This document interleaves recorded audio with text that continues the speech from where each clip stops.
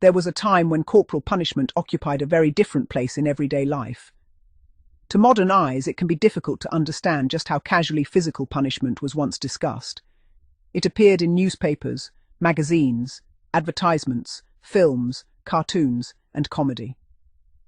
At home, a child might be threatened with a spanking or the hairbrush. At school, pupils could face the ruler, slipper, strap, tawse, paddle or cane. None of these things were particularly hidden. Indeed, the remarkable thing is not simply that corporal punishment existed, but how ordinary it was considered to be. Looking through newspapers and magazines from the 1930s and 1940s reveals a world with very different attitudes. Pictures and jokes involving spanking could appear in mainstream publications without automatically being regarded as shocking. Advertisers sometimes even used the subject humorously to sell completely unrelated products. Hollywood followed much the same pattern. A spanking scene might appear in a romantic comedy and be presented as slapstick rather than violence. Audiences were expected to laugh, and for the most part they apparently did. The cultural meaning attached to such scenes was very different from the meaning many people would attach to them today.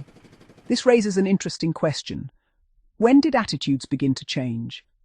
There was no single morning when society woke up and collectively decided that the old ways had become unacceptable. Instead, attitudes changed slowly.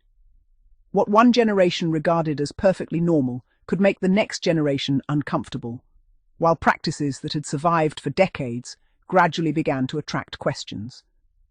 School corporal punishment followed a similar journey. For generations, teachers had been permitted considerable authority over the children in their care. Punishment was intended to hurt. That was the point. There was little reason to threaten a pupil with the cane if the pupil believed it would be painless. There was also a psychological element. The sight of a cane in a head teacher's study, the ruler lying on a teacher's desk, or the gym shoe being produced during a lesson could sometimes achieve what the punishment itself was intended to accomplish. Children knew what those objects represented. The slipper became particularly associated with British schools. Despite its name, it was generally not a soft household slipper at all, but a rubber-soled gym shoe or plimsoll. Pupils might call exactly the same object a gym shoe when wearing it, and the slipper when it was being used for punishment. At some schools, it was an everyday classroom punishment. One recollection describes pupils being punished over a desk at the front of the classroom, while at grammar school, the gym shoe could still be used on pupils well into their teenage years. The cane carried a different reputation. The tawse became particularly associated with Scotland, while other countries and regions developed their own traditional implements. What united them was a simple idea. Adults were in authority, children were expected to obey, and physical punishment was considered by many to be a legitimate means of enforcing that authority. Yet even during the supposed golden age of corporal punishment, not everybody was comfortable with it.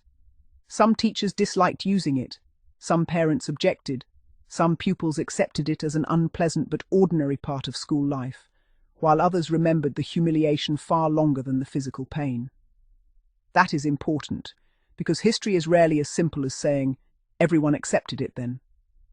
They didn't. What changed was the balance. As the 20th century progressed, the voices questioning corporal punishment became louder, and slowly, almost imperceptibly at first, the cane and slipper began their journey towards the classroom door.